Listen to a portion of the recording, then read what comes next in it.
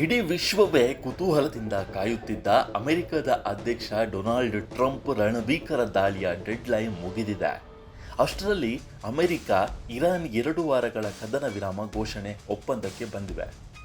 ಇನ್ನೇನು ಕೆಲವೇ ಕ್ಷಣಗಳಲ್ಲಿ ಇರಾನ್ ಮೇಲೆ ಅಮೆರಿಕದ ಫೈಟರ್ ಜೆಟ್ಗಳು ದಾಳಿ ಮಾಡಬೇಕಿತ್ತು. ಅಷ್ಟರಲ್ಲಿ ತಾತ್ಕಾಲಿಕ ಕದನ ವಿರಾಮ ಘೋಷಣೆಯಾಗಿದೆ.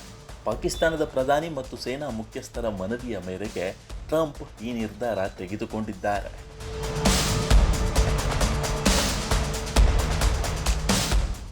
ಪಾಕಿಸ್ತಾನದ ಪ್ರಧಾನಿ ಶಹಬಾಜ್ ಶರೀಫ್ ಹಾಗೂ ಫೀಲ್ಡ್ ಮಾರ್ಷಲ್ ಅಸೀಂ ಮುನೀರ್ ಅವರೊಂದಿಗಿನ ಮಾತುಕತೆಗಳ ಆಧಾರದ ಮೇಲೆ 2 ವಾರಗಳ ಕದನ ವಿರಾಮ ಒಪ್ಪಂದಕ್ಕೆ ಬರಲಾಗಿದೆ. ಅವರು ಇರಾನ್ ಮೇಲೆ ವಿನಾಶಕಾರಿ ದಾಳಿಯನ್ನು ತಡೆ ಹಿಡಿಯುವಂತೆ ವಿನಂತಿಸಿದ್ದರು.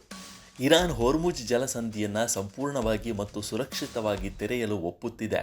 ಹೀಗಾಗಿ ಇರಾನ್ ಮೇಲಿನ ದಾಳಿಯನ್ನು 2 ವಾರಗಳ ಅವಧಿಗೆ ಸ್ಥಗಿತಗೊಳಿಸಲು ನಾನು ಕೂಡ ಒಪ್ಪುತ್ತೇನೆ. ಇದು 2 ಕಡೆಯಿಂದಲೂ ಕದನ ವಿರಾಮವಾಗಿರುತ್ತದೆ ಎಂದು ಅಮೆರಿಕ ಅಧ್ಯಕ್ಷ ಡೊನಾಲ್ಡ್ ಟ್ರಂಪ್ ಹೇಳಿದ್ದಾರೆ.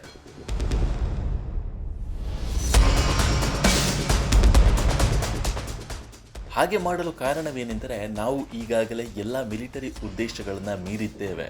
ಇರಾನ್ನೊಂದಿಗೆ ದೀರ್ಘಾವಧಿಯ ಶಾಂತಿಗೆ ಸಂಬಂಧಿಸಿದ ನಿರ್ಣಾಯಕ ಒಪ್ಪಂದದೊಂದಿಗೆ ನಾವು ಬಹಳ ಹತ್ತಿರದಲ್ಲಿದ್ದೇವೆ.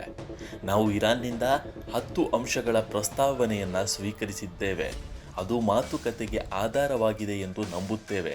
ಆದರೆ 2 ವಾರಗಳ ಕಾಲಾವಧಿಯು ಒಪ್ಪಂದವನ್ನು ಅಂತಿಮಗೊಳಿಸಲು ಅನುವು ಮಾಡಿಕೊಡುತ್ತದೆ. ಅಧ್ಯಕ್ಷನಾಗಿ ಈ ದೀರ್ಘಕಾಲೀನ ಸಮಸ್ಯೆ ಪರಿಹಾರದ ಹಂತಕ್ಕೆ ತಲುಪಿರುವುದು ಗೌರವದ ಸಂಗತಿ ಎಂದು ಟ್ರಂಪ್ ಹೇಳಿದ್ದಾರೆ.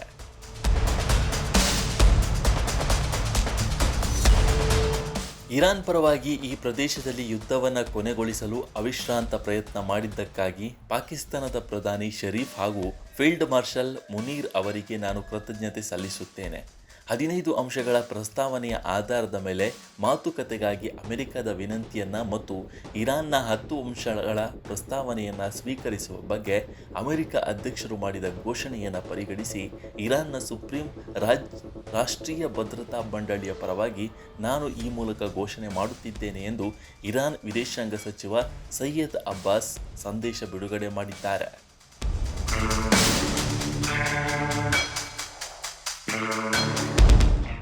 ಇರಾನ್ ವಿರುದ್ಧದ ದಾಳಿಗಳನ್ನು ಅಮೆರಿಕ ನಿಲ್ಲಿಸಿದರೆ ನಮ್ಮ ಪ್ರಬಲ ಸಶಸ್ತ್ರ ಪಡೆಗಳು ತಮ್ಮ ರಕ್ಷಣಾತ್ಮಕ ಕಾರ್ಯಾಚರಣೆಯನ್ನು ನಿಲ್ಲಿಸುತ್ತವೆ.